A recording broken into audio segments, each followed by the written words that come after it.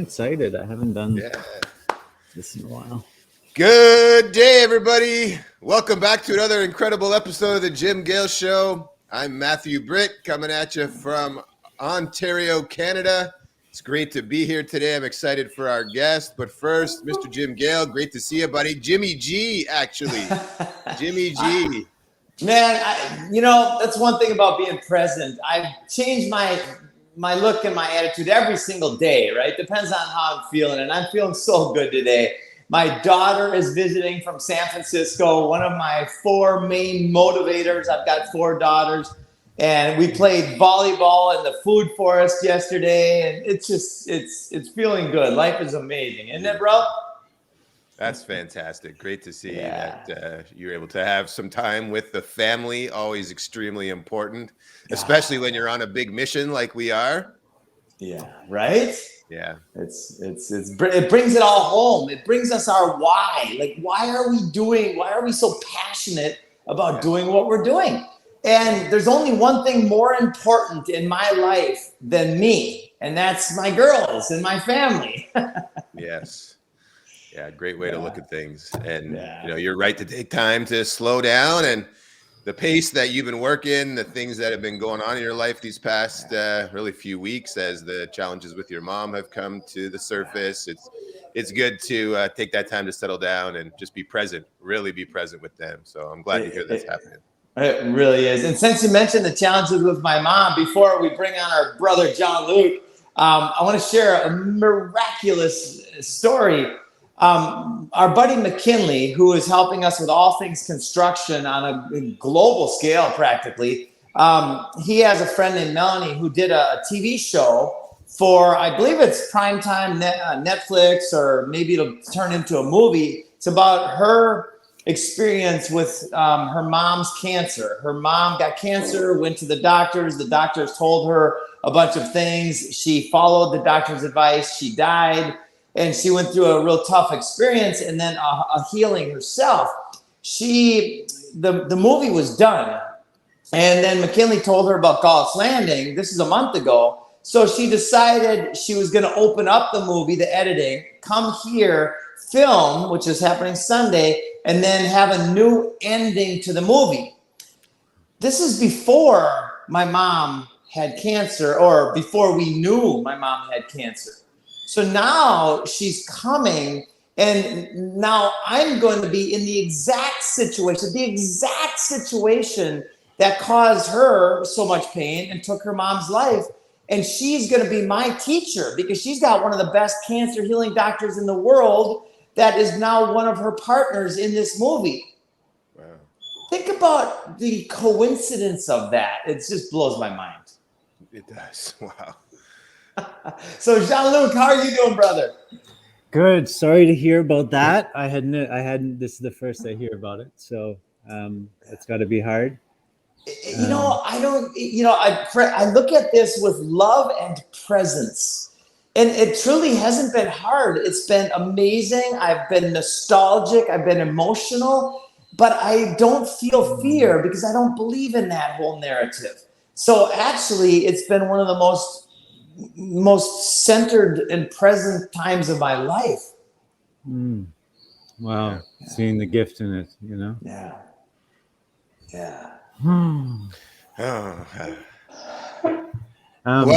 But what a segue to what's burning in my heart right now is what you were saying about your daughter, right at the beginning, and this business owner, that all of a sudden has his priorities straight with family, which is something that not everyone has, and a lot of business owners get sucked into this, into the world of money, and then lose sight of everything else. Never asking themselves, what is this money for, or what matters to me in life. So I just really loved how you said that, and I just thought it was such a perfect segue and such an example, really, to other business owners. Wow! And you, as a coach, you bring this to the business owners, right? You help them find their why. Yeah. For me, it's about really creating first and foremost a vision, having something out there that really outlines, your dream, your vision, like how you're going to get there, in the most efficient way, the most strategic way that includes how you want to live. Like not many people ask themselves, which is one of my primary questions, is how do you want to live your days? Yeah. Let's start there. And from that point we can start to, and typically what people will say, well, I can't do that. What do you mean, like work 2 hours a day, work 3 hours a day, doing this thing? And it's just like anything is possible. If anything, the message I try to get across to people is anything is possible. Like Yeah. anything, So what I like to do is I have this exercise where I get people to fill out the three real needs that we have: your health, your money, and your relationships. These three things that, to survive. And I like to get them to fill it out on a scale of 100%. Like if they're going to, oh, and it's a hard one because like my health is important, so I may put that at 60%, or my relationships are important. So they fill this out, and what happens is money is generally not as important. It's like, but then I take that and I mirror it with where they are spending their days. And oftentimes, it's like an 80% work, and then you have like a 10% relationships, 10% health. And I just put it there, and then they just sort of see how out of alignment their life, their values, what they value is. And then generally it's, well, how can I do that? Like, how can I lower my work time to spend more time with my family and to take care of my health? Well, it's like, well, now we open the door. Like, here's how we Oh do it. man, that question is so profound. I've been asking that question for quite a long time. Started in Costa Rica, and now we're actually building a studio in our house where we go out into the field and we gather incredibly nutritious and delicious food that we're growing, and we bring it into our home, and we, on camera, we have a studio right in our kitchen. That's what we're building right now in the house here, and we enjoy life. We enjoy incredibly nutritious and delicious food on camera to demonstrate to other people how to live a healthy, wonderful family life. So what you just said just aligns so beautifully, buddy. You just cut out. Matt, did it cut out for you? Or is it my No, connection? I heard him. Okay, I just missed the end there. What'd you say, Jim? I said the way when you just framed it like that, it just felt good because it's so aligned with exactly what my vision is to bring all of those things together and turn them into one thing, where actually demonstrating health and family and joy and having a great life becomes profitable. Yes, exactly. How can we overlap these things, Yes. create overlaps, so now it's just like it merges into one, And I think the other key thing is are you doing that thing that is your gift?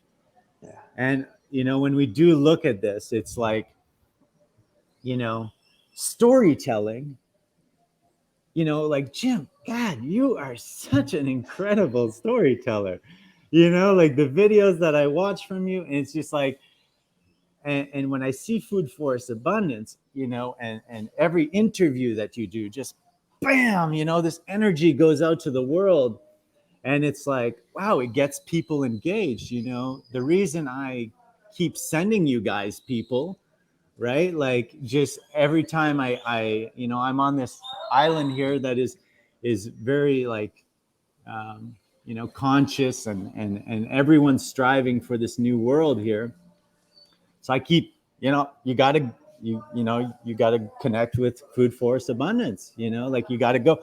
So I question why I keep doing that, right? And the reason why is because I feel how in line you are with your purpose, that it's infectious, right? It's infectious. It's like you want to pull people in, like, hey, no, this guy's serious. This guy's serious. You know, he's not messing around. He's in his heart about it. You can feel the alignment. So that's also what I care about getting people in. That it's not just, okay, like when I say you're gonna work 3 hours a day, it's not just, okay, just doing my random stuff. No, it means we need to rip apart, deconstruct everything you do to make sure that all the stuff that you're not meant to be doing goes to other people to delegate or eliminate, and you focus on the thing that is your gift that all of a sudden is creating the greatest impact. Right? So not only do you have more time in your day, but the work you're doing is bursting your heart open, right? Like you want to do more work, but you have to like almost stop yourself from doing more work because you're so excited to do it. You know, that's living to me. That's feeling alive. Yeah, I love it, brother. And you know, you and I went through some incredible questions a few months back, and it was really profound. I want to thank you for that, because you know, just asking the question, the future is not in the affirmation or the statement of what is. The future, the abundant, alive, incredible future, is in the question, right? Absolutely. Yeah. Yeah. I watched something from Elon Musk. I'm not a huge fan of his view of life, but he did say, you know, even that it's all about the questions. It's that humans can't come up with the right questions. It's not the answers that we're missing, you know? So I thought that was cool. Yeah, I love it. And you know, he says some pretty freaking awesome stuff, and then he tells people that they need a chip in their brain. Like, there's a massive disconnect somewhere with Elon. Maybe he just doesn't get that we're spirit. Maybe he thinks that this is just a physical reality, or maybe just a what does he call it? A simulated reality. Mm-hmm. But I think he's missing the whole spirit component potentially. Yeah, and what I find what pushes me away from his message is like on a grounded level. Yeah. Like when you have a problem, it's not to escape it to go to another planet, you know. When you have a problem, you face the problem. Yeah. Right? And this idea of like, okay, well, we'll just escape our issues, you know, we'll only create more issues over there wherever we go, because we're bringing our issues with us. We're bringing the baggage with us. So until we fix our own baggage, let's start with like making sure we know how to deal with our neighbors, you know. And there's a lot of people also in the spiritual world that are, you know, la-di-da, rainbows and sunshine, and on the ground here they can't get along with their neighbors, you know. So let's start there. Like, how's your relationships around you? And like, that's the real human to human connection that we need to mend, you know? But I think we could even start with, how's the relationship with yourself? Because if that relationship with yourself is not good, then the relationships with other people are really not going to be as good as they could be either. And I think we're probably in a lot of our mess today because of poor relationships with self. Because of trauma, because of baggage we run away from instead of facing. And until we sort that stuff out, the neighbor is still going to be distant because we can't actually let them in. Absolutely. We haven't dealt with our own stuff. Nailed it. You know, I think what I see a lot is trust. You know, one of my key pillars, I'd say, is trust in yourself. And which is trust in God, which is really, it's trust in the oneness, trust in everything. The big self. Yeah, the big self. But it includes the self. And if you don't trust yourself, you can't trust others. And that's something that's very evident. And that's why I do martial arts. And martial arts, when you do, you know, martial arts like Brazilian Jiu-Jitsu, you you start to trust this body that I have, these emotions that I have, this anger that I have, this aggression that I all of a sudden am facing an opponent and I'm pushing him and he's trying to hurt me and I'm trying to hurt him. Like, you know, and all of a sudden in that, I know my limits. It's like, oh, okay, I'm not going to break his arm, you know?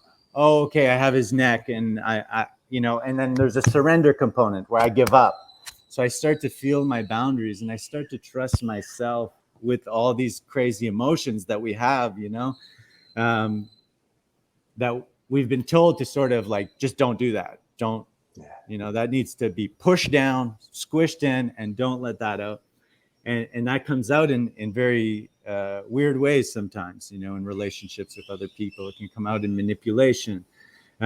So for me, martial arts has been such a huge component, something I did my whole life, but I didn't realize it's like where the benefits that were so profound in it, that now I'm on this island, like I said, all these spiritual people, and I'm bringing Brazilian jiu-jitsu, you know, grappling to men and saying, okay, let's grapple, because when we do this, we start to know ourselves. And when I can trust myself, I can trust you openly. Like I'm not waiting for you to earn your trust with me.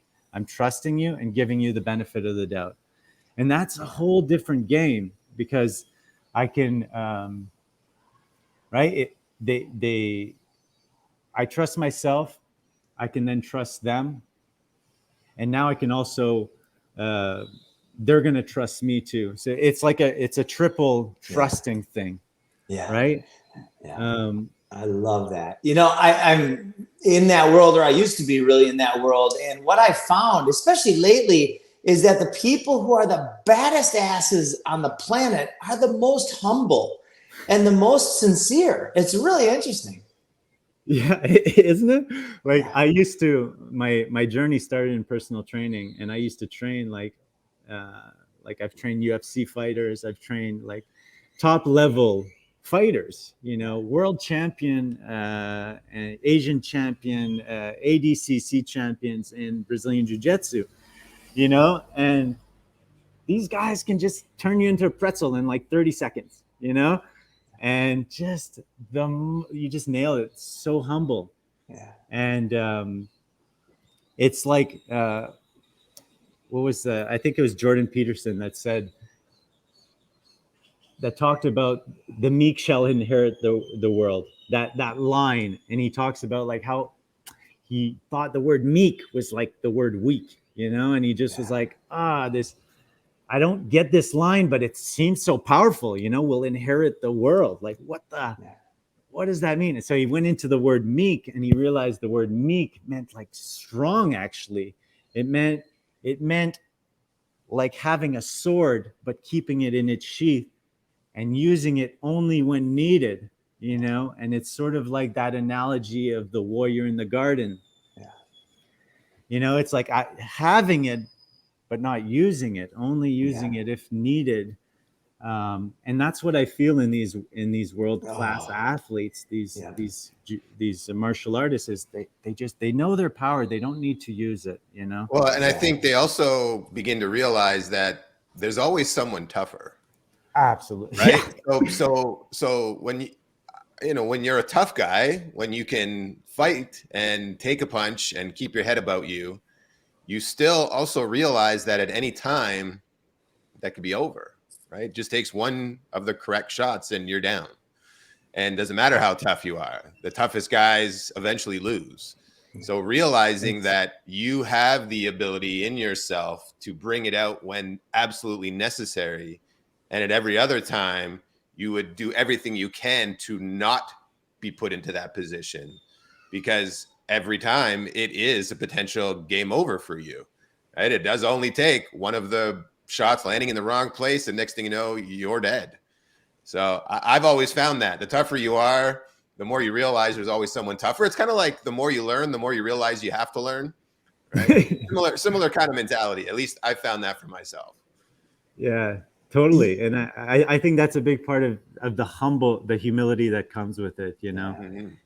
And it's just like, yeah, you get your ass kicked a few times and you're like, okay, all right.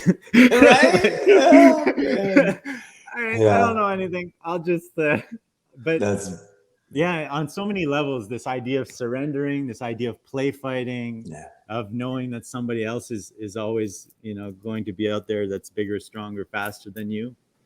Yeah. It makes for Amazing. an amazing cocktail of finding yourself and trusting yourself. And I think that's what And, this whole life is all about, right? It's about finding the bigger self, the connection with the higher self. At least that's what I focus on. And I believe the answers to all the world's biggest problems are in the gap between the thoughts, which is where divinity lives or is. yeah, I'd love to hear more about your journey, Jim, in like with the Maasai warriors, just on this topic. You know, like this. Yeah. You've talked about it in bits and shows, but I haven't heard you like really. What was the lesson for you living there? Living there. So the Maasai were incredibly present and just joyful people. They had their gowns on, and I shaved my head and I put one of their red gowns on. They lived simple. Do you have pictures of this? Lots of pictures, and I wish I would have had video back then, because some of the experiences. Like one morning we woke up and I was in this camp, in like a tourist camp, and they had been coming there every day, or a couple guys, Peter and Salash, and they would come there every day and they would entertain the tourists. And we got to talking because I spent a couple months there, and they said, why don't you come and stay with us in our village? And I'm like, oh my God, that sounds amazing. So we took a walk one morning and we got up, and that was a night I'll never forget, because I was sleeping outside in the grass, and I had a mosquito net over me. And these Maasai, I woke up like every 20 minutes, it felt like, because you could hear elephants and zebras and hyenas in the distance, right? And not too far away, and there were no fences. And they were telling us stories about the lion that grabbed a gal out of the tent. And I mean, they're telling us some pretty freaky stories. So I'm waking up at every time I heard the grass move. and I'd sit up sometimes and I'd look around, and there'd be Maasai laying next to me in the grass, just laying there. I'm like, this is amazing. But then we went on this walk, and the sun was coming up over the Masai Mara. And then I just remember the beams of light coming up over the hill, and we're walking through. Oh, there he goes. But I'll keep telling the story. We're walking through, and the sounds of the lions, and all of a sudden we came across some water buffalo. They were quite a ways away, but they're one of the most dangerous animals. I think it's the elephants, the hippos, the water buffalo. It's not the animals you'd expect to be the most dangerous, right? It's the ones that think they're defending themselves and their calves against the predators, and humans are predators. Yes. They're the most dangerous, right? The predators typically don't mess with each other because they don't want to get hurt. Yeah. Very interesting. So we get to the Maasai village. And the first thing when we're walking up on the village, it's a circular village with these thorny bushes and plants. And I didn't know anything about flora and fauna back then, but it was like stacked up like 10 feet tall, probably 5 or 6 feet thick, just basically thorny sticks that like went around. Perimeter fencing almost? It was exactly what it was. It was a perimeter fence. Okay. And Jean-Luc, I'm telling the story about coming up to the village, the Maasai village, and the perimeter fence that they had built around their inner village. And every night they bring all the cows into the village, and it was like a circle thing, and there would be the huts on the edge there'd be the middle area, and then the huts on the edge, and then the perimeter fence around that. And the cows shit a lot. So their houses were made of sticks and mud and cow shit. The inner part of their village was a lot of cow shit. And it was very, like, I remember when I first got there, adapting to the smell and the feeling in my eyes of the methane was pretty intense. I really never completely adapted to that. But I remember going into one of their huts, and it was probably 400 square feet, maybe 300 square feet of internal space. And there was basically 3 rooms. There was one bathroom room with a hole in the ground. There was a light, like a fire in the middle of it. And then there was a bedroom area where they had a cow hide stretched out taut, very taut. And I said, who sleeps there? And he said, the family. I'm like, how many people are in the family? I think there was 5 at the time. Mom and dad, 2 kids, and a baby. And I'm like, I wonder where they go to make love, right? It was very tight. And then the people, they were just joyful. And the part that blew me away more than anything, the whole thing blew me away. Coming from Minnesota, right? I never experienced anything like that. But I was invited to be part of a circumcision ceremony, which I am absolutely not a fan of. And I'm kind of surprised that these folks succumb to that freaking narrative. But bottom line is, it's a rite of passage in which a 14-ish-year-old boy had to sit there, and the medicine man would cut off the foreskin of his penis with a knife. It used to be a sharp rock, but now, which might even been better because the minerals, but anyway, a knife. And here's the part that blew me away. If the boy were to scream out in fear or in pain, then this would be a mark on the integrity of the family. Not only would the boy be shunned as a coward, but the family would also be partly responsible for the boy being a coward. So the pressure that was on the family was amazing. And what happened before the circumcision, there was one uncle that was literally, the energy was the most energy I've ever felt in my life. They were getting completely in trance state and goes, they're jumping and yelling and cheering. One uncle went into what looked like a seizure, like a self-induced seizure on the ground. And he's laying there shaking and convulsing. And I'm making, my goal is to make sense of things to the best of my ability. And so what I deducted from this experience is that the people, the Maasai, they were helping the boy because adrenaline is the best painkiller there is. So when they get all hyper, there's something that happens. The adrenaline in the boy was such that he didn't feel as much pain. And so and I was thinking, I hope this goes well, because I don't want to be blamed for this if something doesn't go well, right? I had my own security in mind at times because it was a very interesting experience. Anyway, the boy worked out.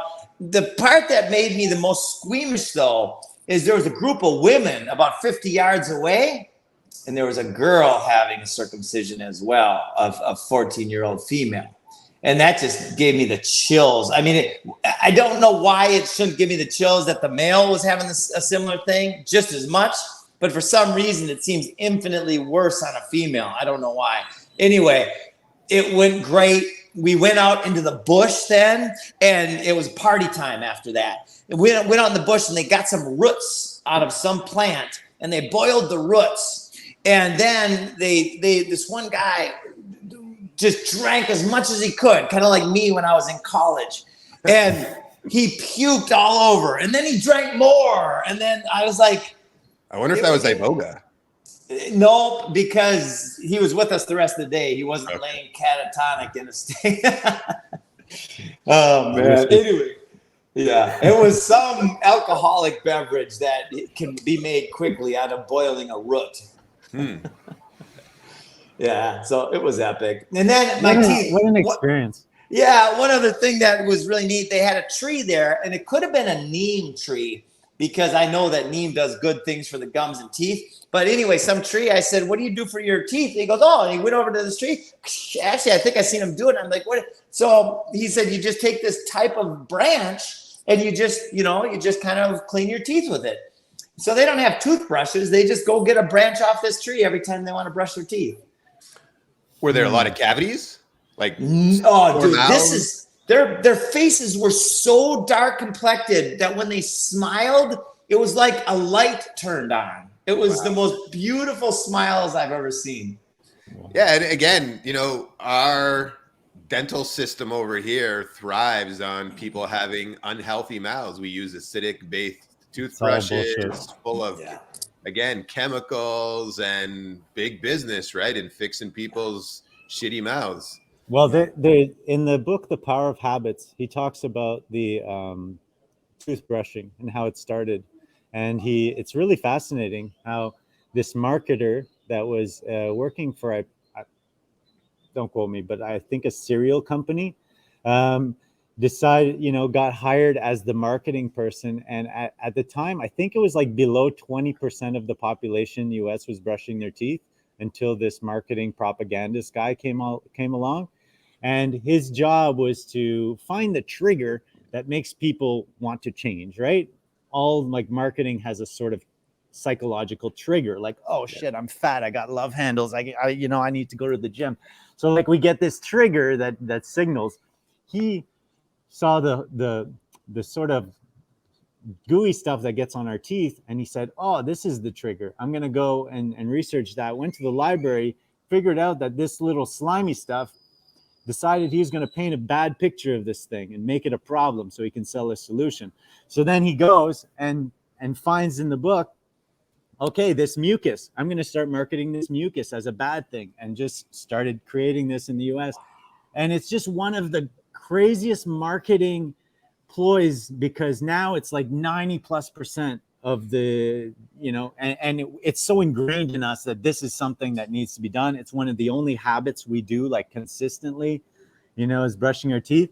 But at the end of the day, some guy sold us on the fact that this mucus is a bad thing, and that's why we need to brush our teeth. And I still brush my teeth because, Yeah, no, this is fascinating.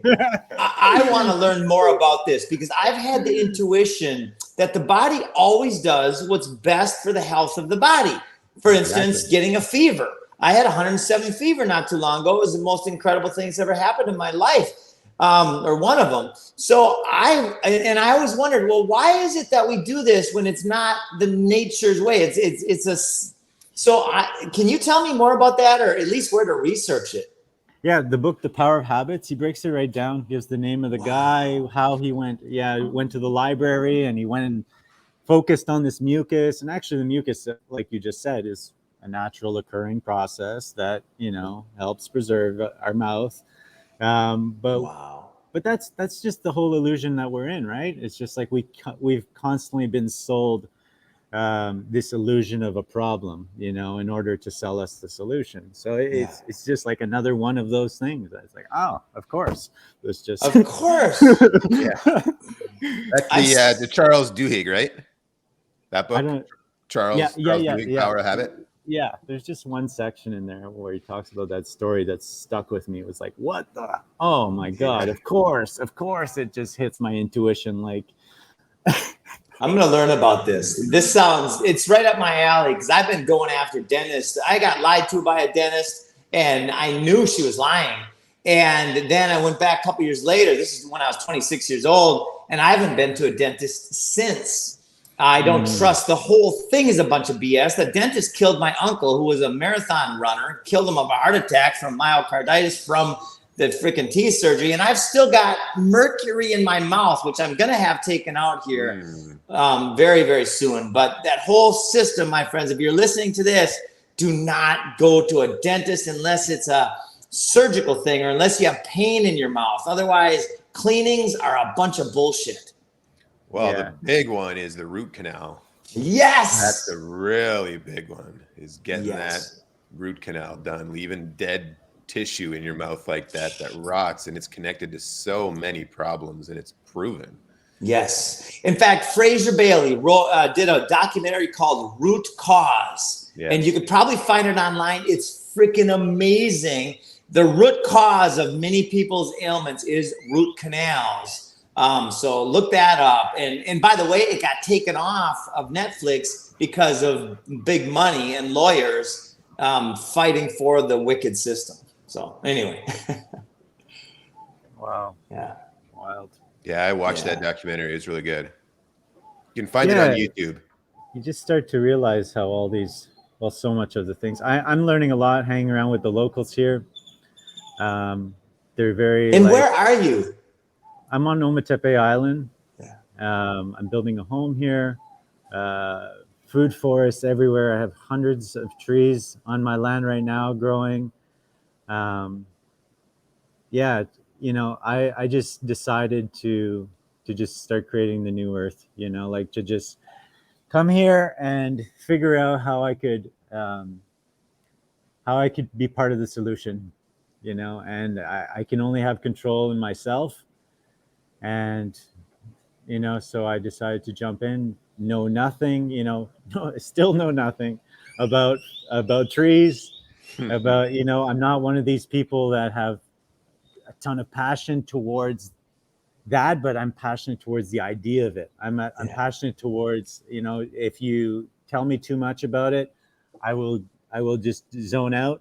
But I love the idea of personal sovereignty, of mostly what's driving me is safety, like knowing that you have food, food, shelter, water, and community, like love.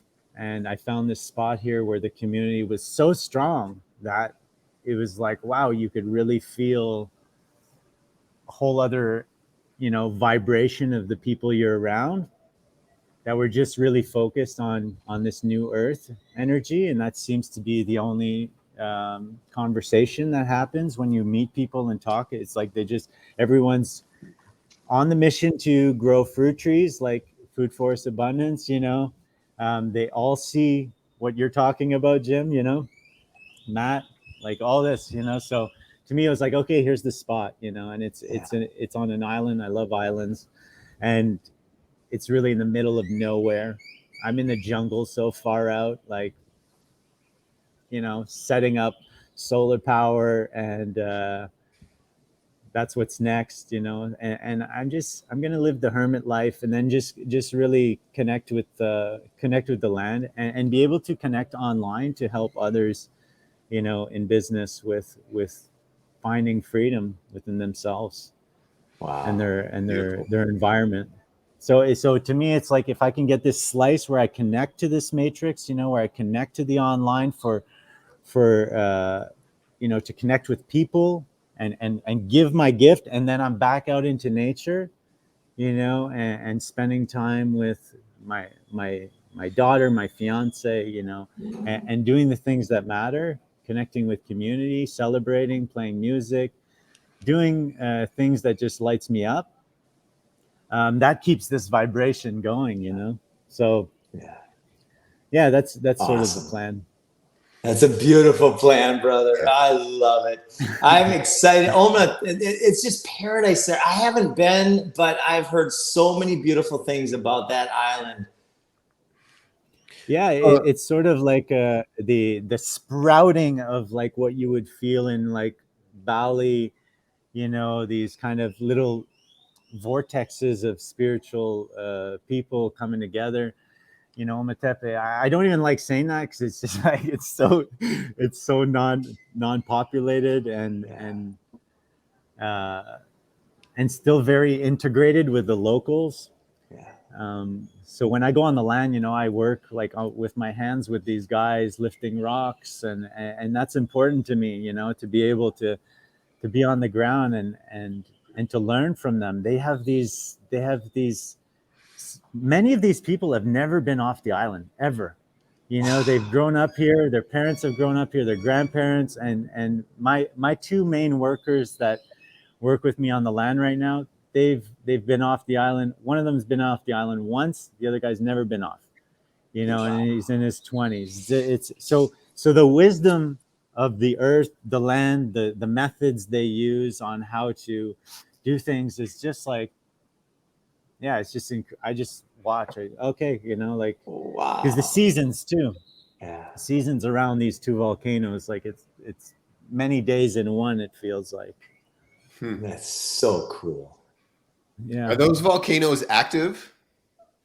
Concepcion is active, one of them, and the other one isn't. I'm on the non-active one. So there's a feminine volcano and a masculine volcano. I mean, these are like mythology. There's so much. The Aztecs were here. Just there's so much history. There's petroglyphs everywhere where there's markings on rocks. They have no idea how they did it, where it came from. Very mysterious. They figure it's like 3,000 plus years ago.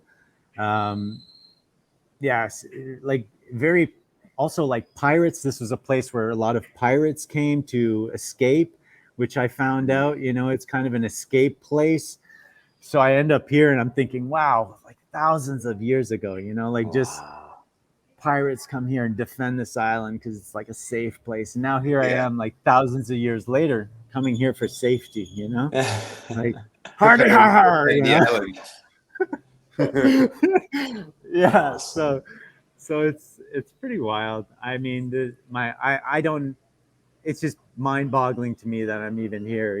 Like I went from city life and being a business owner and having I don't know, having fitness studios and being really in my network there to all of a sudden totally into the unknown, going to BC, getting an RV, traveling across Canada, stepping into the unknown, every layer of the unknown, and then ending up in Nicaragua, and then being alone in Nicaragua, leaving my ex and just being alone here. I'm like, okay, what do I do? Where do I go? And people just guiding me. Go to Ometepe. This is where you need to go. So I bought a motorcycle. I can cruise down there. I guess I'm gonna start my life over there. And I lived there for 3 months in a tent. Really wanted to test myself because I had always had money. I always attracted money. Entrepreneur at heart. And then I wanted to, which I felt I had a big fear of not having any, There was a big fear that if I don't have any, I'm going to die.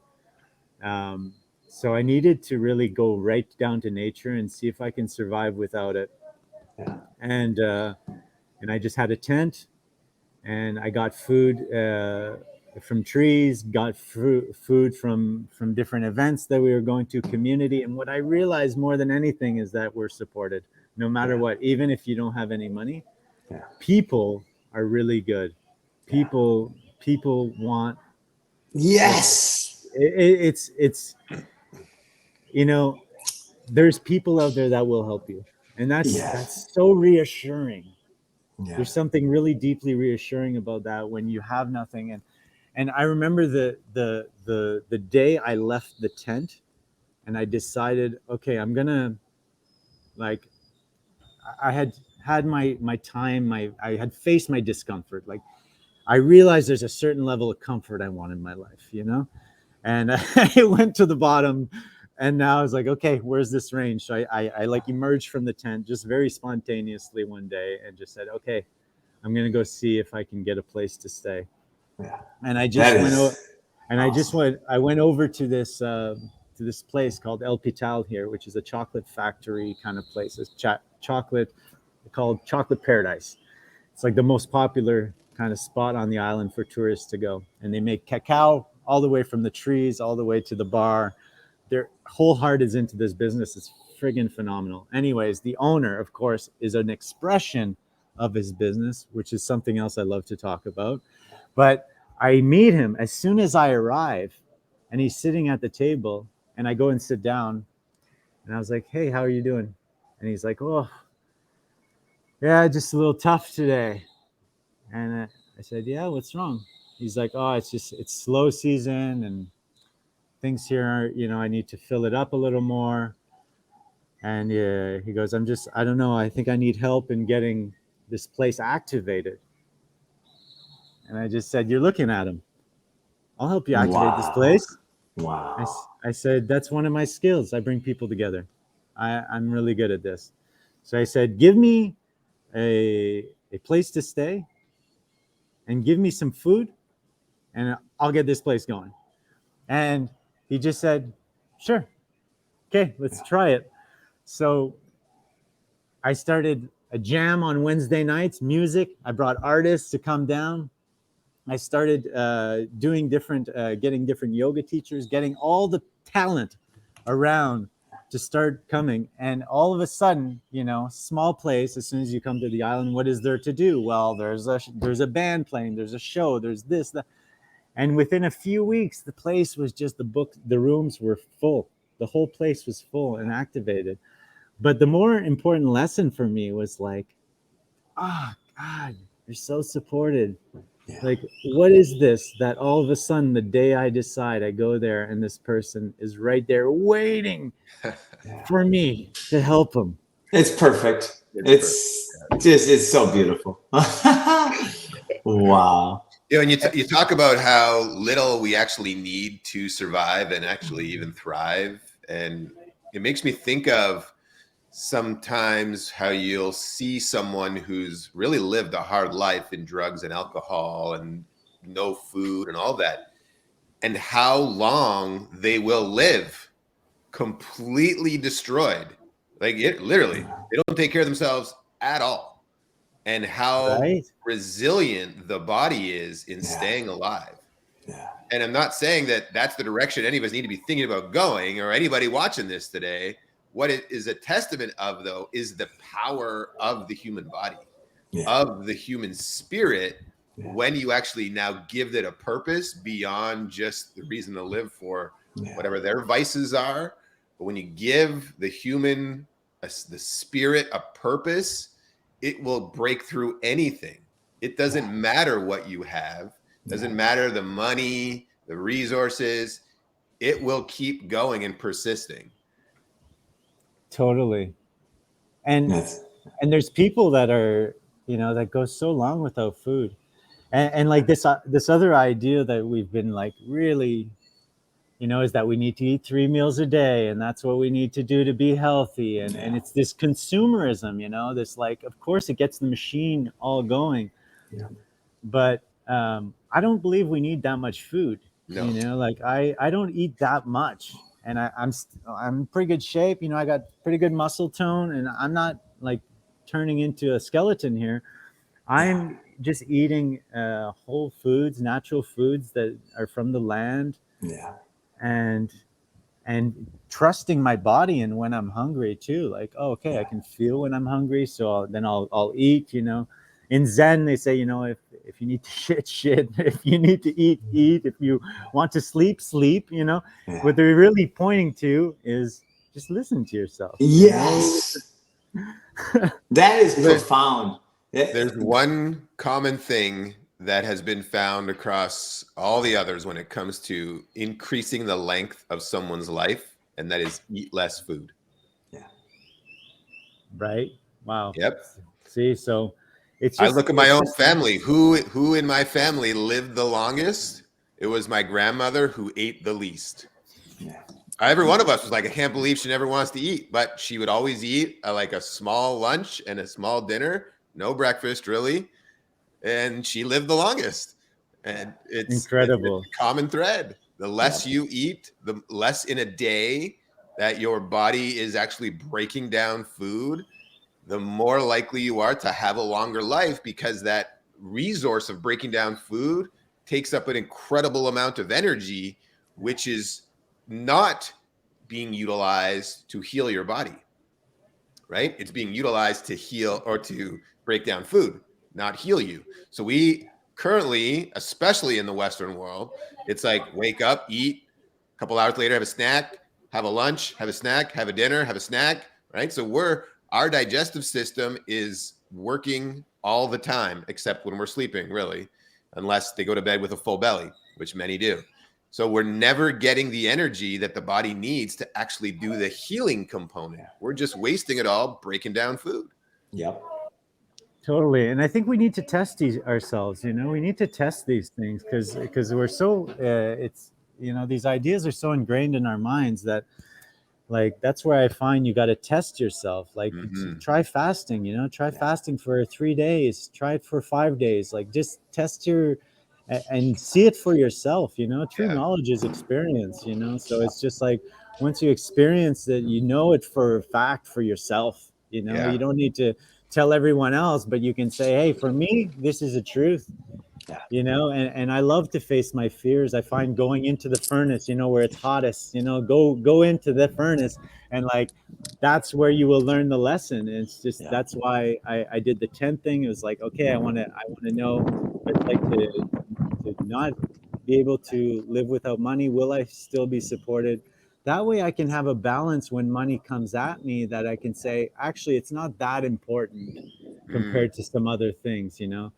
I hmm had somebody this week that wanted to pay me $14,000 to work on another day that I don't want to work on, right? So like I say no, I do my calls on Sundays, but he wants to do it on another day, and to me it's like that other day is time for me, and it's time for my family. So it's a no. As you know, as tested as I can be with that, it's just like, no, I need to be able to say no to preserve the things that matter to me.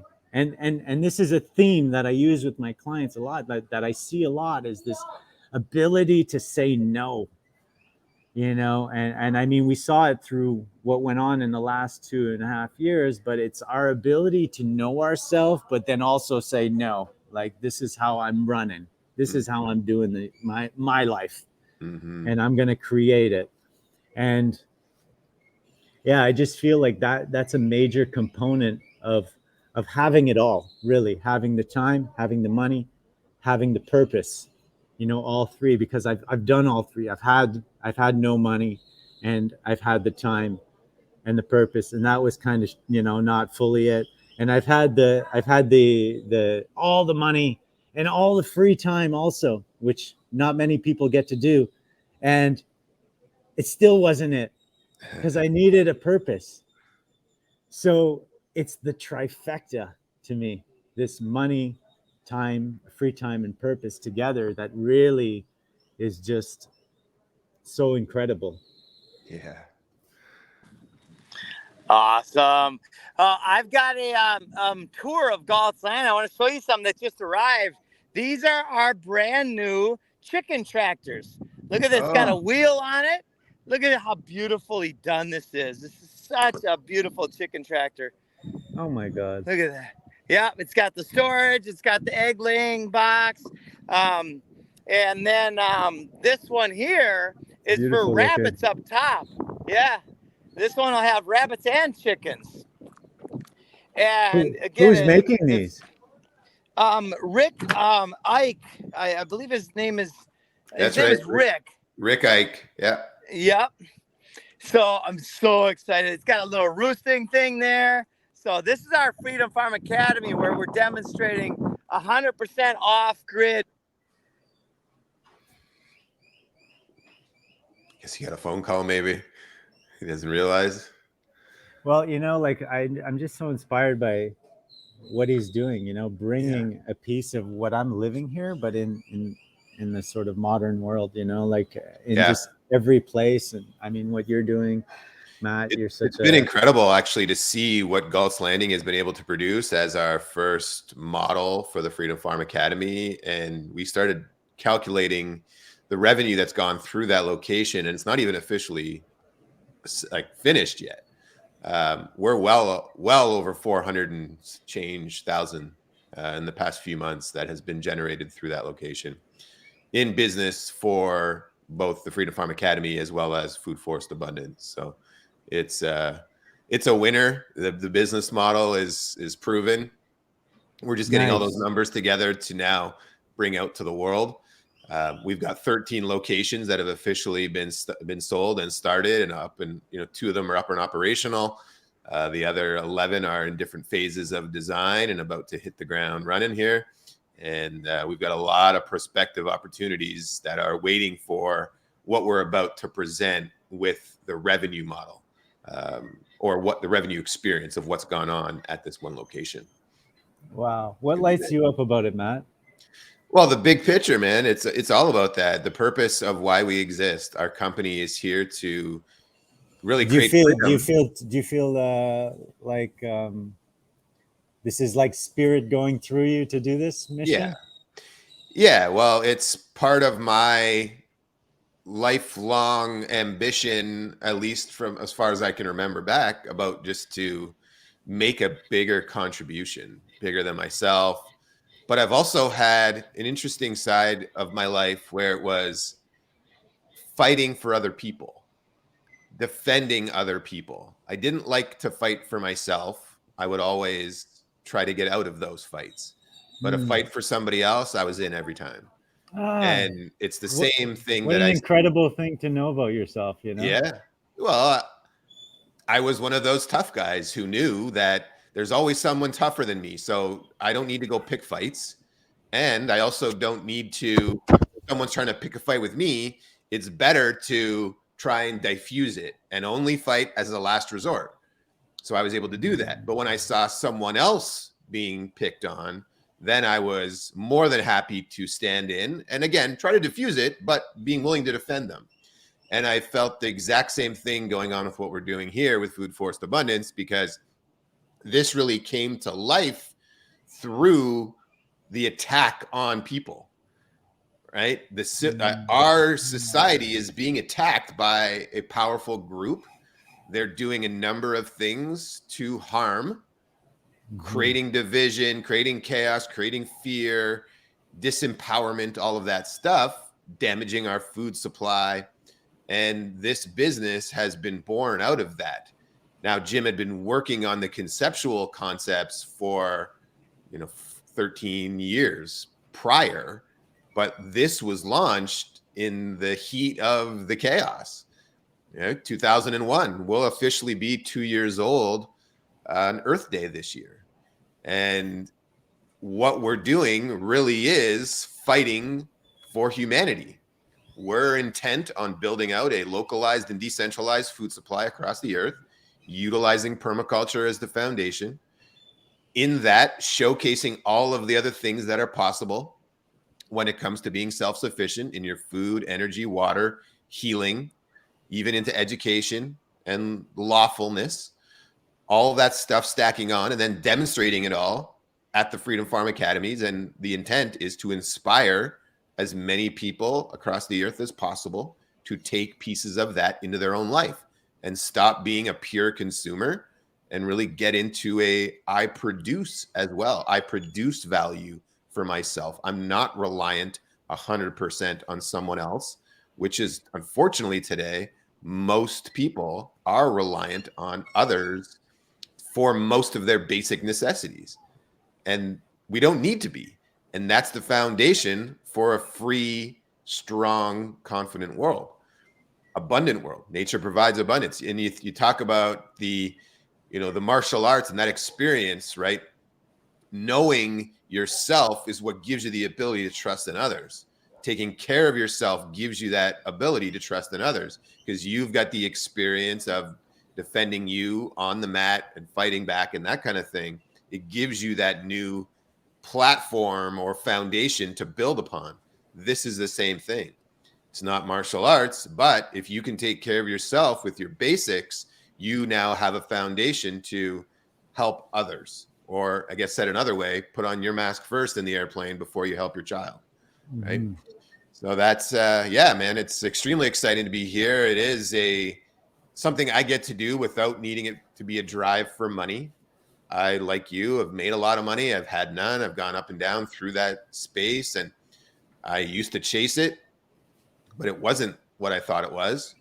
And when I had the most, I got to thinking about how I can do things without working for money and just focus on passion and purpose. And that's where Let's Hug It Out. Exactly. Started, that's exactly right? what that was. Yep. And that whole model wasn't designed to be a big income thing for me. I designed it to be a spread hugs, positive vibes, and happiness simply by wearing a shirt and do that around the world and make it contribution focused. And this is the same. We're really doing everything we can to make a better world for everybody, including ourselves, but not being focused on the dollars, and those things will be attracted when necessary. I think really it's the more value we provide to the world, the more value will come back to us. Absolutely. Right. And sometimes that value is in the form of a a dollar bill or a central bank digital currency maybe one day. Who knows, right? Yeah, or maybe like when when you need it the most, somebody's there to help you with just even a little thing, and you're like, it's such a massive thing to you. Anyways, wow, honorable work, so amazing. Curious, what do you feel is your best skill set, Matt? Maximizing opportunity, really. I think very strategically, positivity, really throughout, ups and downs, trials and tribulations. I always will see that there's these things all happen for a reason that I don't know, and all that I can do is keep my head about me and try to keep positive that it will work out the way it's supposed to in the end for me, and not have to sweat the small shit. Nice. Yeah. How about yourself? Let's bounce it back to you. My like skill set, my greatest skill set, or strength. Strength.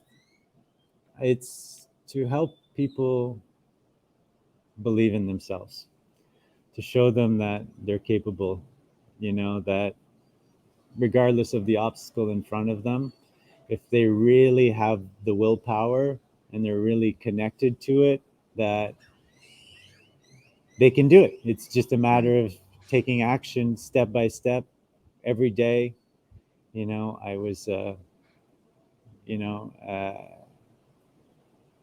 was a Canadian champion bodybuilder, 7th in the world. So this mentality of like having a vision and then striving every day towards it, removing distractions that are trying to pull you away from it, and just staying course and being perseverant is just sort of ingrained in me from that athletic background. And now it's just applied in business. It applied to business in the same way, and now I'm coaching people on the same thing. Like, this is it. Like, what is your vision? What are your skills? Where are you now? What do you have to do every day? And how do you want to live your days? And like, let's just, once, like you just said, with your strategic mind, is like, let's build a strategy that we know, that we feel confident that at the end of the day we can say, if the actions I'm doing today and tomorrow and every day moving forward will lead me to that end result, then I'm going to put in the work. And I don't need the motivation to do it every day, because I already committed to it. Like, it's not a question. I'm going to get up in the morning. If I said I'm going to get up at 5:30 in the morning, I'm going to get up at 5:30 in the morning. I'm going to do it even if I don't feel like it, because I'm committed. Yes. And so much of it is that. Yeah. Outstanding. Yeah.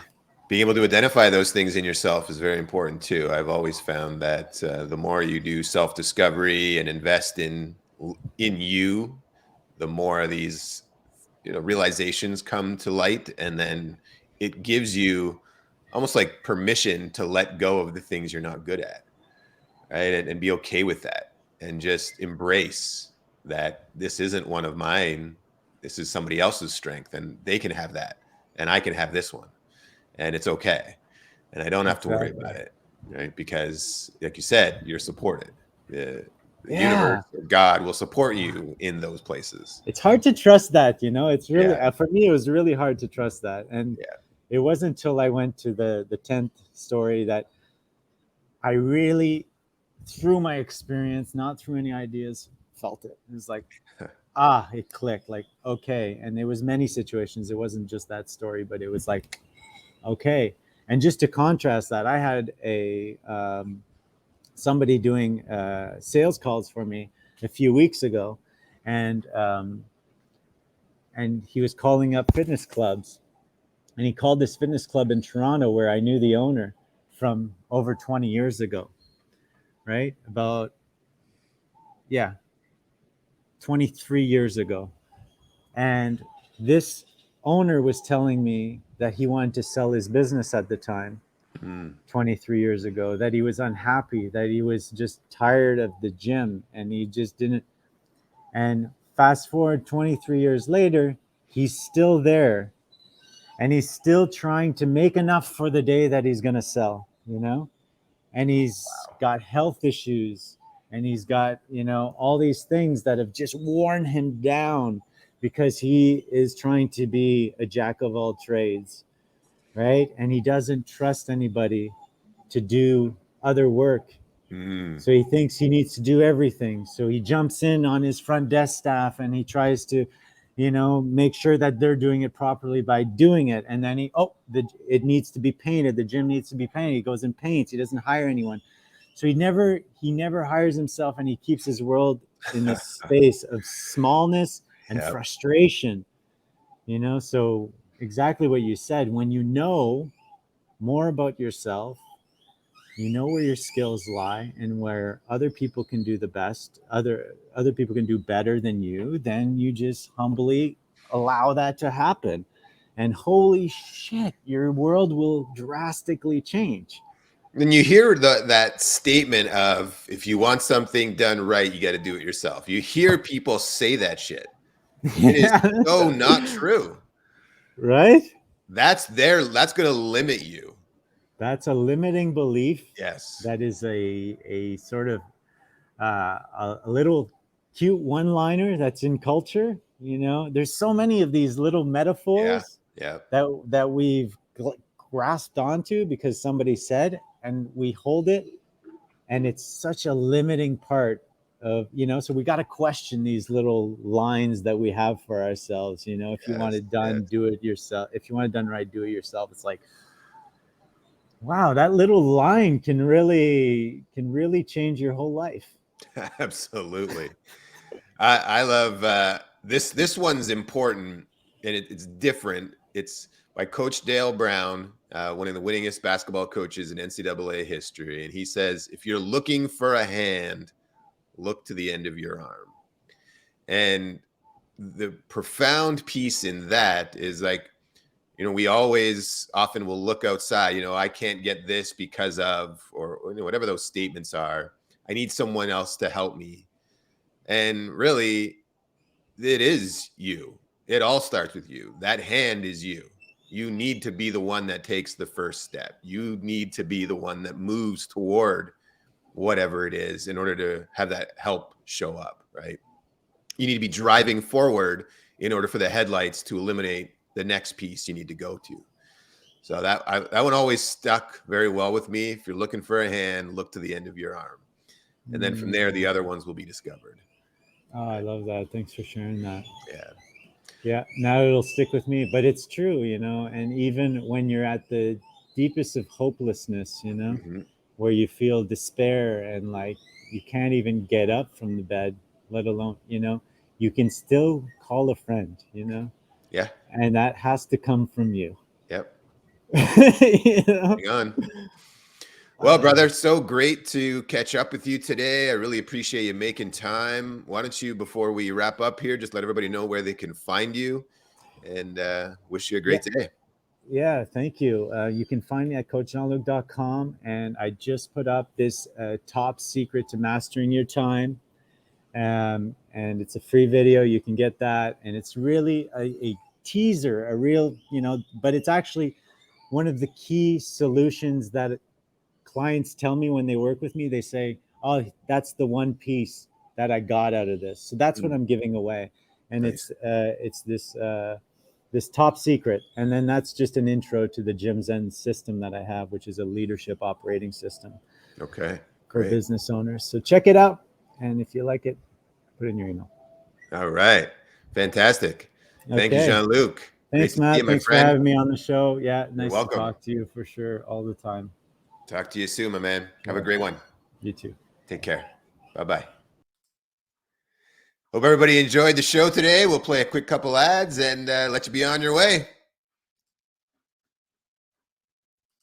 At Weston A. Price Foundation, we're dedicated to restoring nutrient-dense, farm-fresh foods to the human diet.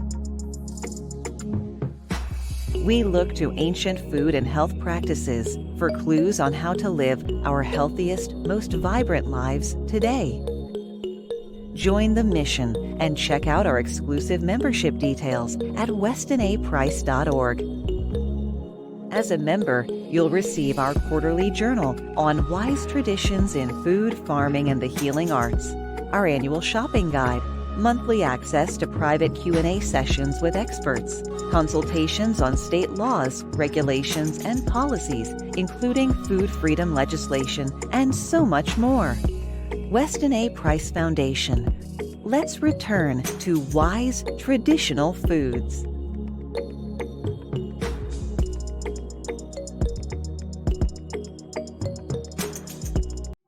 Hey, Jim Gale Show listeners, again, thank you for tuning in. We love having you here. We're so honored. And, I want to give you a little bit of exciting news. We've decided to offer complimentary food forest strategy sessions with a certified permaculture designer. These are 30-minute sessions where you get to sit down with someone who can really help you with a strategy for your own property. It's a great chance for you to ask some questions and learn and just really to dig into what's possible. This is 30 minutes with someone who's certified, knows all about permaculture and what's possible using this incredible science and working with nature. So head over to foodforestabundance.com and schedule your 30-minute food forest strategy session today. Again, that's foodforestabundance.com. And remember, get yourself registered for that 30-minute strategy session. And for doing so, we're going to give you a $100 coupon as well. So get over there, have some fun, learn about what's possible for you and your own property, and let's get growing some food. Thanks again for tuning in to the Jim Gale Show.